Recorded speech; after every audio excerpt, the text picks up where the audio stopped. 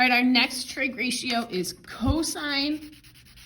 When I am looking at a cosine of a graph to either find the angle measure or the side length, I'm looking at my adjacent side over my hypotenuse again. So my ratio for cosine is equal to adjacent over hypotenuse. Again, we're just going to work on setting this stuff up, and then we'll work together as a class to actually solve. So very first practice is give the cosine ratio as a fraction for each angle.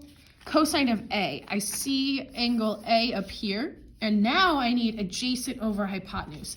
The side that's adjacent to angle A is 5, and my hypotenuse is always across from my right angle, right? So 13. Now I'm looking at angle B.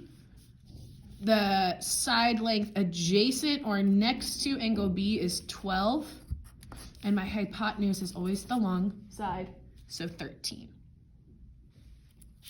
I'm going to do 9 and 11 this time, so you can do 10 and 12 on your own. I can either use these trig identities to find my angles or find my sides. In order to find the angle, I am looking for x, right? I am looking for this angle measure. Cosine allows me to use the side lengths A and H, or adjacent over hypotenuse, and that's what I have here. I have the side length adjacent to x, and adjacent to x is up here, and hypotenuse is down here. So let's set it up. Cosine of x, the cosine of my mystery angle, is equal to adjacent, the side that's next to my x, over hypotenuse, 44 over 52. As a class, we'll start to work through this and figure out how to solve for x, but for now, we're just setting up again.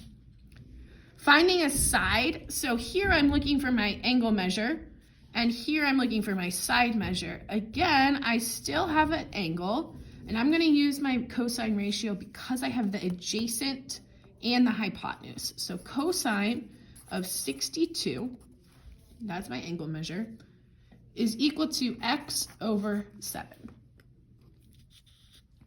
Can you go ahead and solve these two problems, 10 and 12? Pause this video, and then my answer will be here in just a second.